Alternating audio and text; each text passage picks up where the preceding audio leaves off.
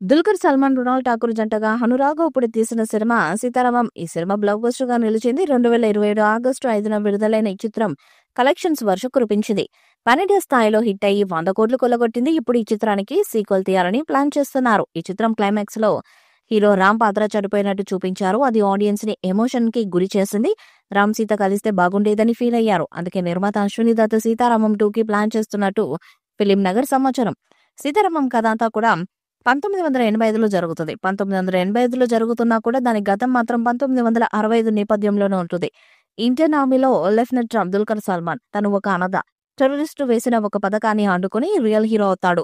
రామ్ అనాథ అని తెలియడంతో అతనికి దేశం నలువైపుల నుంచి తామున్నామంటూ ఉత్తరాలొస్తాయి. ఇందులో సీతమహాలక్ష్మి పేరిట కొన్ని ఉత్తరాలొస్తాయి. రామ్ సీత ప్రేమ ఎలా మొదలవుతుంది, కానీ వీరు విడిపోవడానికి గల కారణమేంటి, సీత కోసం రామ్ చివరగా రాసిన ఉత్తరం ఏంటి, ఆ ఉత్తరాన్ని పాకిస్తాన్ ఆర్మీ అధికారి తరీక్ సచిన్ కేదేకర్ తన మనవరాలు ఆఫ్రిన్ అంటే రష్మిక మందనకెందుకు ఇస్తాడు, దాన్ని సీతమహాలక్ష్మి వద్దకు చేర్చే బాధ్యత రుణం ఆఫ్రిన్ మీదకి ఎందుకొచ్చింది, ఈ కథలో విష్ణు శర్మ అంటే సుమంత్ పాత్ర ఏంటి, చివరకు రామ్ రాసిన ఉత్తరం సీతకు చేరిందా, ఆ ఉత్తరంలో ఏముందనేది కథ. ఈ సినిమా చివరిలో లెటర్ సీతకు చేరడం, రామ్ చనిపోయడానికి అందులో ఉండటంతో ఎమోషన్ గా సినిమా ముగుస్తుంది. కానీ సీక్వెల్ లో రామ్ పాత్ర బతికే ఉన్నట్టు చూపిస్తారని సమాచారం. అనురాగ్ కపూర్ కూడా మొదట్లో ఈ సినిమాకు సీక్వెల్ ఉండదని చెప్పాడు. కానీ ఈ సినిమా మీద ఆడియన్స్ చూపిస్తున్న ప్రేమకు ఇప్పుడు ఆయన కూడా సీతారామం సీక్వెల్ తీయాలని ఫిక్స్ అయ్యారంట. పాకిస్తాన్ జైల్లో రామ్ ఇంకా బ్రతికే ఉన్నట్టు చూపిస్తారని సమాచారం. ప్రస్తుతం అనురాగ్ కపూర్ ఫౌజీ సినిమాను చేస్తున్నారు. ఈ సినిమా అయ్యాక సీతారామంతో స్టార్ట్ చేస్తారని సమాచారం. రామ్ పాత్రలో దుల్కర్ సల్మాన్ అద్భుతాన్ని చేశారు. ఆ క్యారెక్టర్ కు దుల్కర్ ను ఎందుకు తీసుకున్నారో సినిమా చూస్తే అర్థమవుతుంది. రామ్ క్యారెక్టర్ లోని నిజాయితీ, దేశభక్తి, ప్రేమ, మంచితనం అన్నీ కూడా దుల్కర్ మొహంలోనే కనిపిస్తాయి. ఈ పాత్రను ఎంతో స్వచ్ఛంగా పోషించినట్టు అనిపిస్తుంది. ఇక సీత పాత్రలో మృణాల్ ఠాకూర్ అందరిని మెప్పిస్తుంది. ఆమె పాత్రలోని వేరియేషన్స్ అందరికీ నచ్చుస్తుంది. ఇక ఆఫ్రిన్ గా రష్మిక మొదట్లో సీరియస్ గా అనిపించిన, చివర్లో మాత్రం ఎమోషనల్ గా సాగుతుంది. విష్ణు శర్మగా సుమంత్ ఆకట్టుకుంటాడు. సచిన్ కేదేకర్, వెన్నెల కిషోర్, శత్రు, తరుణ్ భాస్కర్, మురళీ శర్మ అందరూ కూడా మెప్పించారు. ఈ పాత్రలు కూడా సీక్వెల్ లో కొనసాగుతాయని సమాచారం.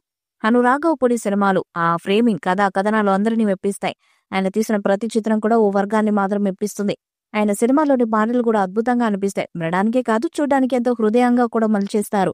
అలాంటి అనురాగ్ కపూర్ నుంచి వచ్చిన సీతారామం కూడా అలాంటి మ్యాజికే చేస్తుంది. ఇందులో దేశభక్తి, స్వచ్ఛమైన ప్రేమను చూపించాడు. యుద్ధంలో రాసిన ప్రేమ కథ అంటూ ఈ సినిమాపై అందరి దృష్టి పడేలా చేశాడు. ఇప్పుడు సీక్వెల్ కి కూడా అదే స్థాయిలో తీయబోతున్నట్టు సమాచారం. పాకిస్తాన్ జైల్లో రామ్ పడే కష్టాలు, అతన్ని బయటకు తీసుకురావడానికి సీత చేసిన ప్రయత్నాలన్నీ కూడా ఎమోషనల్ గా చూపిస్తారని తెలుస్తుంది. ఇక సీతారామం సినిమా విజయంలో పాటలు కూడా కీలక పాత్రను పోషించాయి. ఇప్పుడు సీక్వెల్ అంతకు మించి ఉండేలా ప్లాన్ చేస్తున్నారు. నిర్మాత అశ్విని దత్ సీతారామం 2ని భారీ స్థాయిలో 100 కోట్ల బడ్జెట్ తో పాన్-ఇండియా స్థాయిలో తీయడానికి ప్లాన్ చేస్తున్నారు. ఇందులో అన్ని భాషల నటీనటులను తీసుకుంటున్నారని తెలుస్తుంది.